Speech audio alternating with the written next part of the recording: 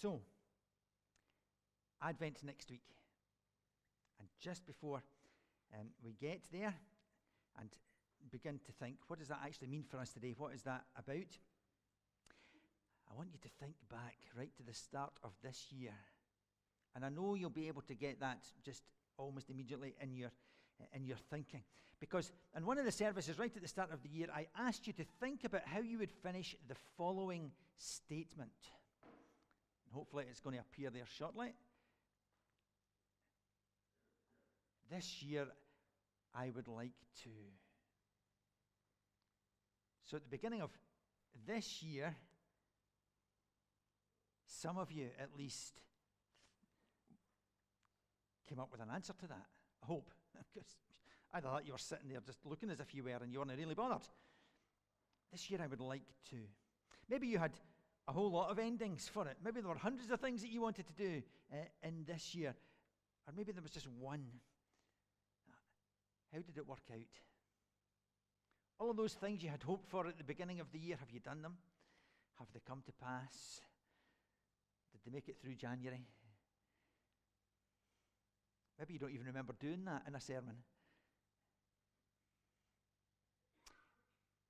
Normally, as we go into a new year, we all hope that our life is going to get better.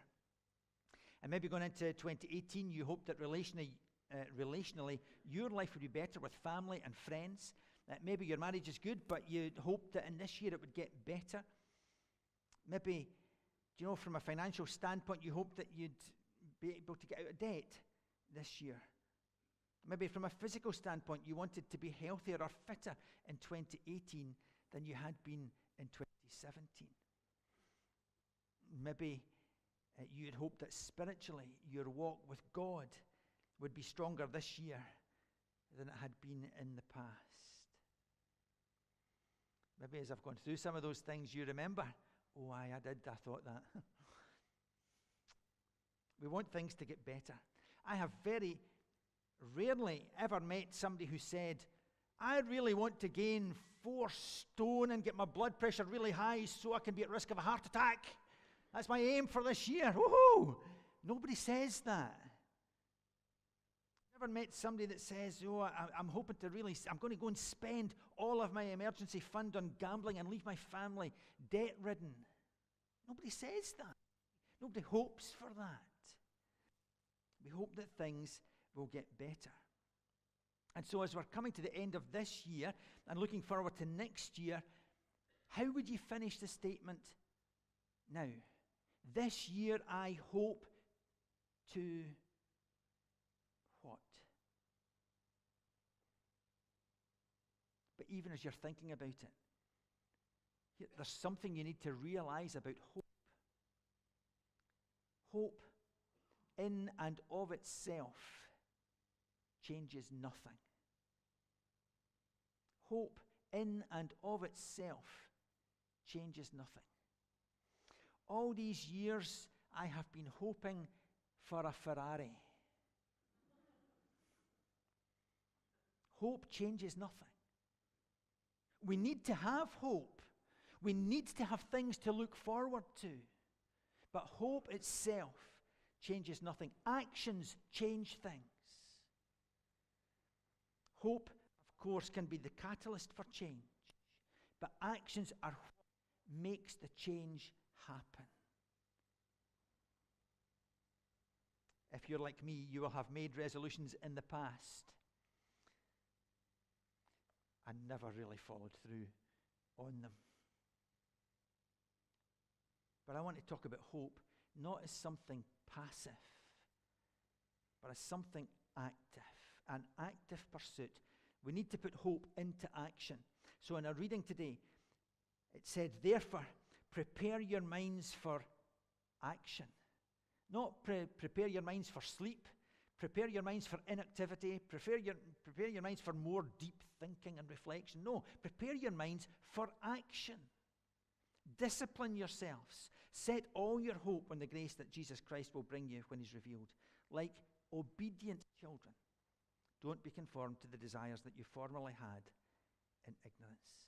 So let's prepare our minds for action.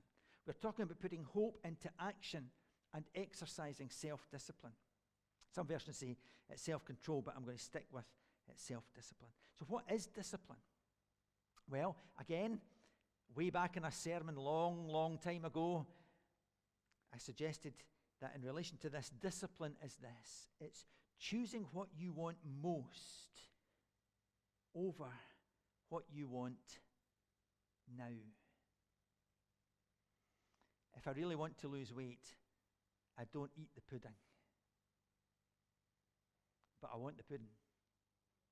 Do you know, the pudding's right there in front of me right now. And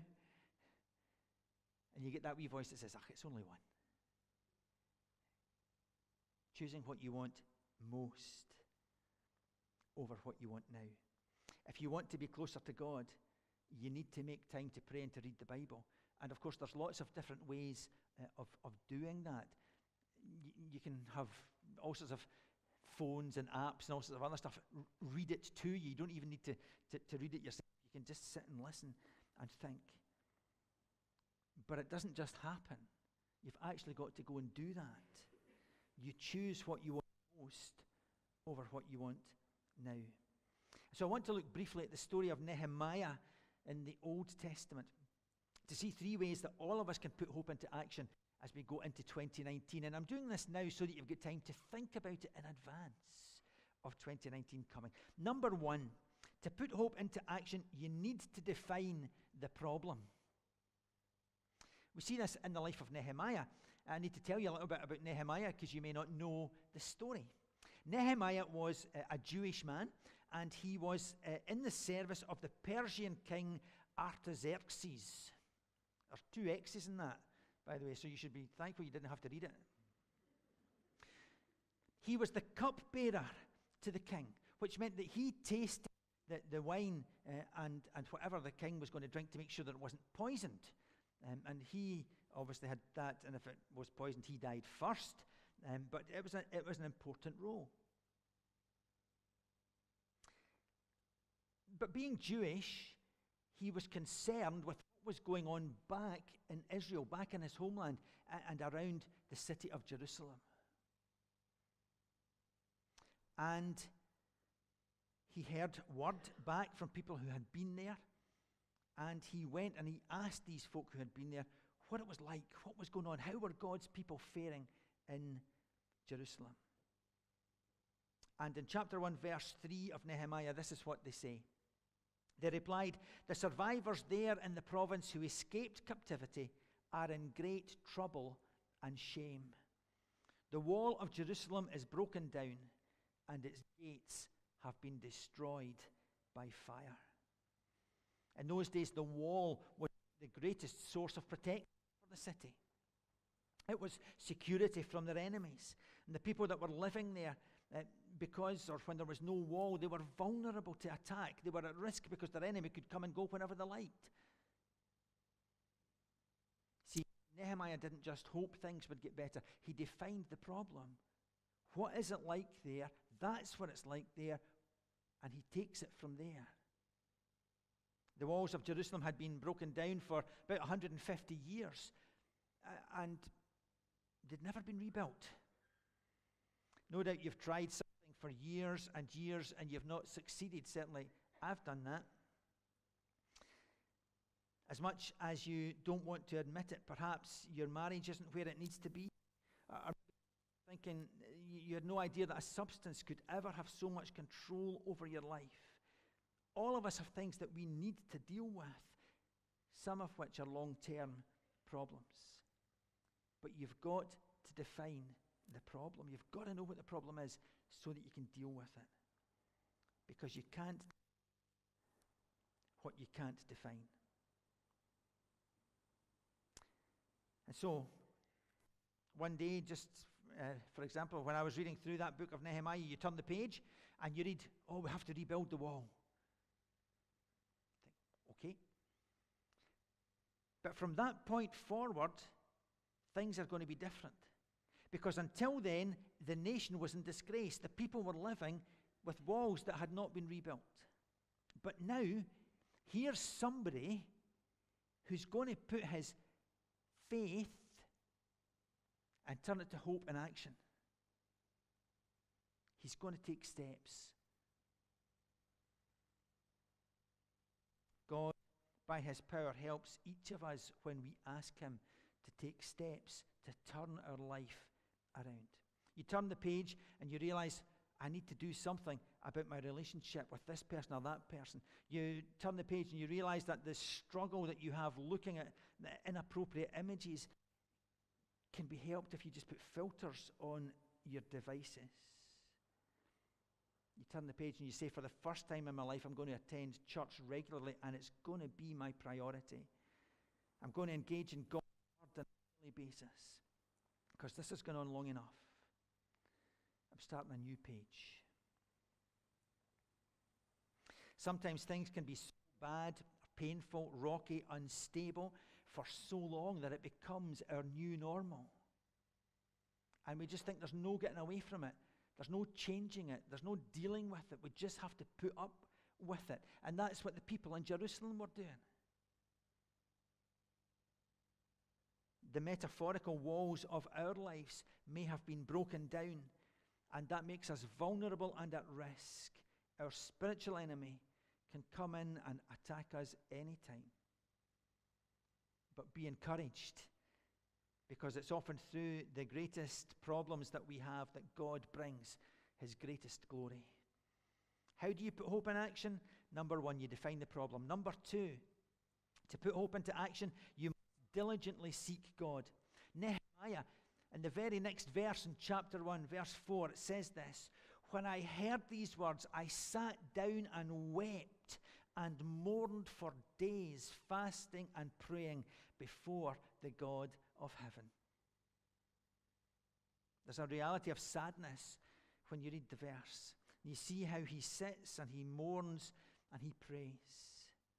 So he's defined the problem. Jerusalem is in real trouble. The people are in disgrace. So what did he do? He took it to the only one who could help him. He took it to God.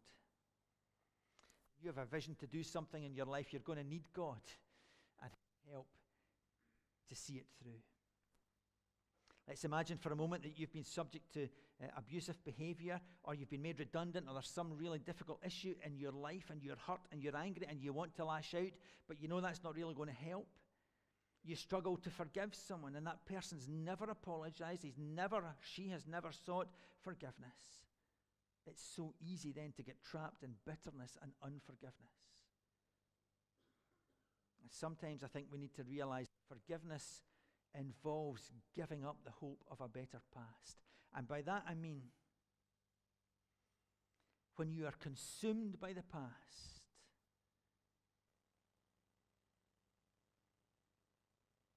actually what you want is for it to be different. You want it to be better. You want it to be changed. You want those things never to have happened. And you go over it and over it and over it and over it. And the truth is, it's happened. It's not going to change. And sometimes we need to give up that hope that it ever will change in order that we can move on into the future. We have to extend forgiveness. And in doing that, we experience forgiveness ourselves and freedom. Me choosing to forgive is not for the sake of the other person. It's for me. It's for my good and my benefit. When you're bitter, when you're unforgiving, it shows through in your character. It affects people around you. But through seeking God, our character and our behavior is changed. We say enough is enough. I refuse to allow this to happen again. You seek God for help and his power to make the changes in your life. So when Nehemiah starts to pray and fast after hearing the news that the walls of Jerusalem were down, he came to the point. He went to the king. Kings were kings in those days. Kings could just say, off with his head. And that's what happened. And to go into the presence of the king and to be sad, that was a bit of a no-no. Because the king didn't like that. He wanted everybody to be happy. So Nehemiah's been weeping and mourning for all this time. And he goes into the king to do his job, and the king says to him, "What's wrong with you?" Probably didn't say it quite like that, but that's what he meant. You're sad, you're looking sad, what is wrong with you? And Nehemiah tells this story and asks to be able to go back to work in Jerusalem. And God showed favor for Nehemiah, and the king honored him and allowed him to go back and gave him resources to enable him to do that. It would have been very easy for Nehemiah to think, "Oh, that's really sad news. I'll go on Facebook and write a post complaining." I mean, it wasn't as if he was a mason or a builder. He wasn't a brickie. He was a professional drinker. Do you know? He didn't have those skills. Imagine how difficult and the challenge it must have been for him to even begin to imagine, I can make a difference here. And yet that's what he did, because he had hope. And his hope was in God. And maybe you've thought, well, I could try again, but I'll just get it wrong again. I don't really have what it takes. I'm not really qualified to do this. That's why we need to seek God. Because God doesn't always call the equipped. Nehemiah wasn't equipped. God doesn't always call the equipped, but he always equips those he calls. The only way we know that we are called is by diligently seeking God. And that's what Nehemiah did. He took ownership of the problem so that he could also own the solution with God's help. Think about your own habits. What is the one change you could make today that would put you back on the path that God called and intended you for? Imagine what you could do for the kingdom if you were physically healthier. Imagine who you could bless and how you could not only honor God by giving a tithe and be generous, by giving even more than that. What if your relationship with Jesus was stronger? Imagine how much bolder you could be with your witness. When we realize that we can do all things, not in our own strength, but through Christ who strengthens us, that's when our lives begin to change. How do we put hope into action? You define the problem, you diligently seek God, and then thirdly and lastly, you must do the work. You've got to do the work. Year after year, Januaries come and go, and year after year, certainly I find myself in the same place. What we need to realize is all that God wants to do in any area of our lives will be limited by the work that we are willing to do. God's not going to force himself on us. He's going to give us opportunities to take steps of faith, and if we choose not to take them, then that limits his blessing and his glory in our lives. Whatever you're thinking about the problem in your life, you may have thought about it before. You know what the problem is. I know what my problems are. Sometimes we've even come up with solutions before and tried things. But the difference between good intentions and actually changing is doing the work. Because that's where the real change happens. You know, you can join a gym, the best gym. You could even have a personal trainer. Oh yes, it would cost you money, but it's possible. And at 5 o'clock in the morning, when the alarm goes, and you have that choice to make, you can snuggle back under the covers and say, stuff the gym, which is a sensible response if you ask me. Or you can actually do the work. You can get up and you can go. When you sit down at night and you think, I'll just watch another TV program instead of my daily reading, you're making choices that affect your life. Doing the work is what brings the change. In our weakness, we are made strong through God. So this year could be different. We're not talking about a New Year's resolution that's going to be dead by January the 15th. I want to talk about putting hope in action, empowered by God to change the way our lives go, to start a new page in a new year. Putting hope in action. Nehemiah did that when he got to Jerusalem. You see, he personally inspected the wall to see the extent of the damage. Then he gathered all the leaders together, the nobles, the priests, all the officials that were there. And this is what he said to them in Nehemiah chapter 2, verses 17 and 18. And then I said to them, you see the trouble we're in, how Jerusalem lies in ruins with its gates burned. Come on, let's rebuild the wall of Jerusalem so that we may no longer suffer disgrace. I told them that the hand of my God had been gracious to me, and also the words that the king had spoken to me. And then they said, let's start building. And so they committed themselves to the common good. So the news is, you're going to have to do the work. But the better news is, you're not in it on your own. God is with you. And other people in the congregation are here to support and encourage you. Don't think for a minute that your great work, that your hope and action goes without opposition. Because as soon as those walls started being built, opposition turned up. Nehemiah experienced that through two people, Sanballat and Tobiah. They constantly ridiculed him and the people of God. You know, saying, do you really think you're going to be able to rebuild this wall from the scrap, from a tip? Really?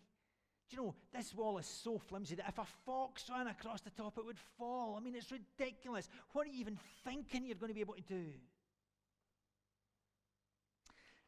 And then, in chapter 6, verses 2 to 4, it says, Sanballat and Geshem sent to me, saying, come and let's meet together in one of the villages in the plain of Ono. But they intended to do me harm. So I sent messengers to them saying, I'm doing a great work. It's a good one, isn't it? I'm doing a great work. How many of you, as you think about what you do for God, are willing to say, I'm doing a great work? Maybe you think, I'm not really doing anything. I only make the tea. Do you know what? If you do that for God, it's a great work. I welcome people at the door on a Sunday. If you do that for God, that's a great work. I visit somebody in their home. If you do that for God, that is a great work. And don't ever let anybody tell you anything other than that. When you're working for God, you are doing a great work because it's His work. I'm doing a great work and I can't come down. Why should I stop? Why should the work stop while I leave it to come down to you?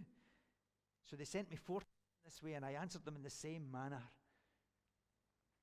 All of us will face resistance. You hear that wee voice that says, you, what do you think you're doing? Or when something happens, the wee voice says, this is the time that you always fly off the handle. Just go for it. Go on. Tell them what you really think. Go on. When you are at that point, when you face resistance, you need to turn to God and give that situation to Him. Remember, you don't just have hope. You have hope in action, inspired by God, received by diligently seeking Him and looking for His guidance and His help. As you do the work, you become determined. In Nehemiah's case, the results were amazing. They shocked everyone who was in that country. Those walls that had been down and ruined for about 150 years, that everyone said could never possibly be rebuilt, were redone in 52 days. It had taken years to get them up, and in 52 days, they were repaired and rebuilt. God, with them, did more than anything they could have imagined or expected, and He can do the same for us. When we define the problem, when we diligently seek Him, when we do the work, God does His part. And so in these next few weeks as we approach 2019, here are some things to think about. What tangible steps will you take? Do you need accountability? like a mentor or a trainer? Do you need somebody who's going to be there that you can talk to, who will help you and encourage you? Do you need to join a study group? I think the answer to that one is yes. I'm just going to put that out there. I think yes is the answer. I think everybody should be engaged in reading the Bible with other people. And you have an opportunity, if you've never experienced that before, next week to go and join Leslie in her Bible study. But that's where we learn and that's where we grow, when we do things with other people. So I've just stuck that in there and I'm saying now the answer is yes. Find a study group and somebody to study. Well, it doesn't need to be a big group. It could be 2 people or 3 people, but you learn from each other. Do you need to learn how to share your faith or to pray? So going back to the beginning of today, this year I hope to what? What do you hope that God is going to do in you and through you in the year that's coming, in the weeks that are coming, today?